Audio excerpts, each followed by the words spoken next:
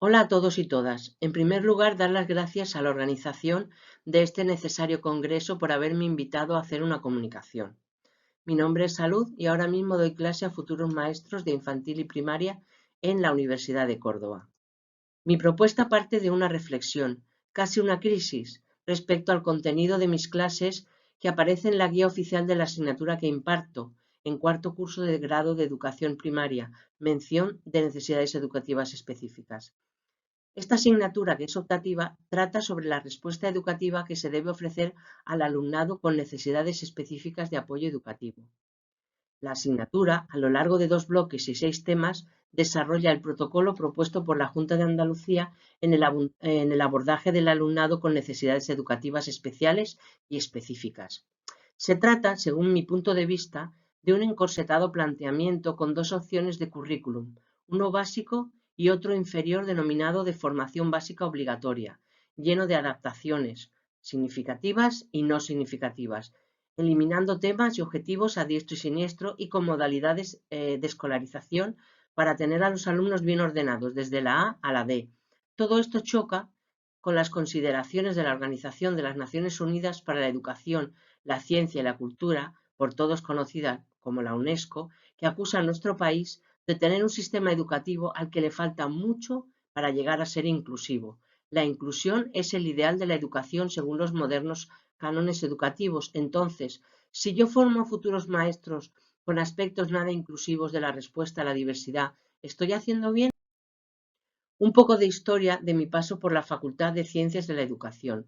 Comencé mi tarea de profesora en el Magisterio de Educación Especial, cuando era una diplomatura. Este plan de estudios estuvo en la Universidad de Córdoba hasta el curso 2010-2011, cuando Bolonia nos trajo los grados. Este magisterio tenía como objetivo dotar al futuro maestro de lo necesario para que pudiese unificar los aspectos básicos de la educación infantil y de la educación primaria con los propios de la educación especial, para lograr así la integración en la sociedad de las niñas y los niños especiales. Ya en el curso 2013-2014 fue cuando el alumnado del nuevo grado llegó a su cuarto curso y pudo elegir la mención denominada de necesidades específicas. Y dentro de esta mención, la asignatura que yo imparto de la respuesta educativa ante las necesidades. Avancemos. Un análisis de los estudios de magisterio que comento de educación especial nos lleva a apreciar la tendencia hacia el enfoque médico de las personas con discapacidad y el uso de términos peyorativos que podemos apreciar ya en los descriptores de las diferentes asignaturas, donde aparecían perlas como discapacitado, retraso intelectual, deficiencia mental, minusvalías, deficiencias. Este planteamiento educativo, el del Magisterio de Educación Especial, es el de la Ley General de Educación de los años 70.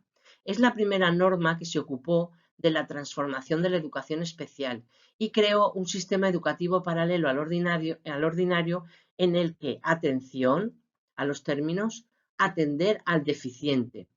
Apuntar que este plan de estudios plegado al enfoque médico de la discapacidad estuvo vigente hasta el año 2010, 40 años después de la emisión de esa ley. Demasiado tiempo. Unas pinceladas de historia de la ley, desde la Ley General de Educación en España. Y varias normas han trabajado sobre la educación especial.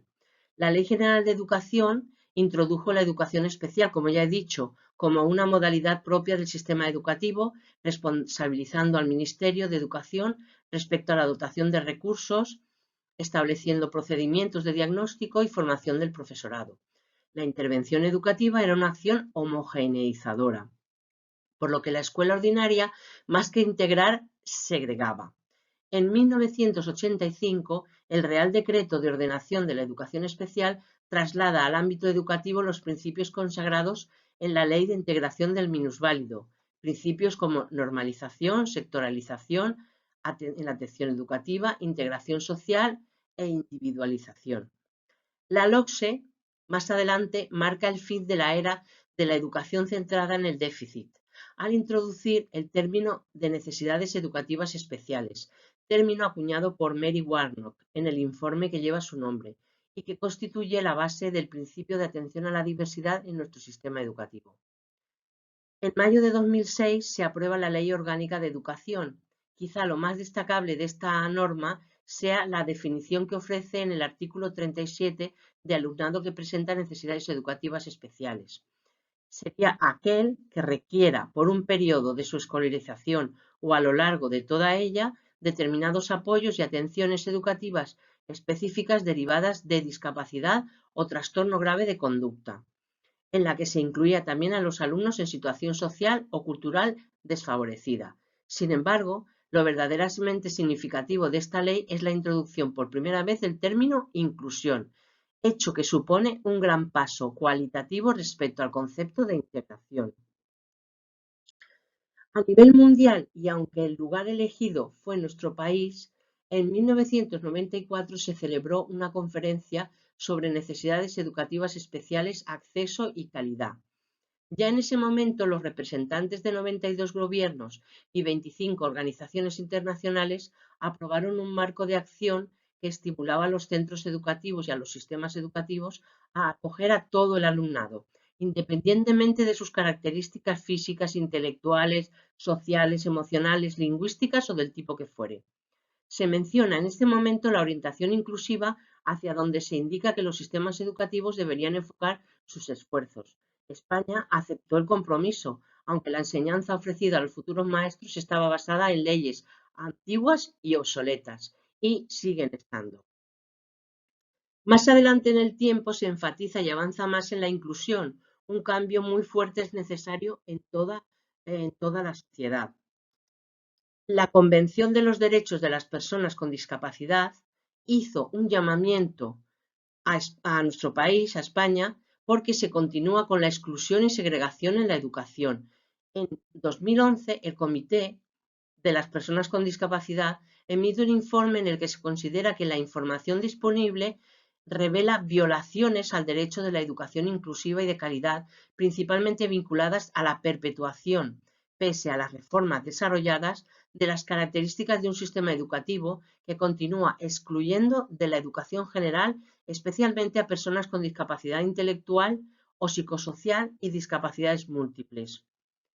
Esta situación de segregación, respecto a la cual el Comité hizo referencia en sus observaciones finales sobre España en 2011, continúa afectando, como entonces, a un 20% de personas con discapacidad, con repercusiones adversas para su inclusión en la sociedad. Y nosotros, mientras tanto, ¿en qué andamos? Con los futuros maestros que entrarán en poco tiempo a ofrecer esa respuesta educativa a los niños y niños con diversidad. Pues con un protocolo de actuación nada inclusivo y con evidentes toques segregadores. La universidad estimó que en su formación, la formación que ofrece a los maestros está de espaldas a la Convención sobre los Derechos de las Personas con Discapacidad y anclada en una ley que, aunque menciona la inclusión, solo la menciona, no ofrece lo necesario para que ésta sea una realidad, y España sigue estando en el punto de mira por excluir y por segregar. Este esquema que ven sobre el protocolo lo realicé para que el alumnado pudiese aprender toda esta organización que separa y excluye mediante el diseño curricular que no es para todos, las medidas diversas y muy bien organizadas, una para cada grupo. Y estos grupos formados a golpe de evaluación y subsiguiente informe psicopedagógico, documento vinculante que marca de por vida al niño y que decreta un dictamen de escolarización. El término ya asusta, por no decir acojona. Se dictamina dónde colocaremos al niño para su educación. No nos debe extrañar que nos denuncien, que denuncien a nuestro sistema educativo, porque aquí no hay inclusión ni por asomo. Un ejemplo concreto de una medida ordinaria que no específica denominada agrupamiento flexible, que su objetivo es ayudar a los niños con problemas en las instrumentales. Pues nada, se trata de coger una clase y separarla en 3 grupos bien homogéneos cada uno. Por un lado, los que no tienen problemas, los denominados normales. Por otro lado, los que sí tienen problemas en otro grupo. Y por otro lado, los avanzados, el tercer grupo. Y se les separa. Como vemos en el esquema, ¿dónde queda aquí esta medida que los niños tienen derecho a ser educados junto al resto de sus compañeros?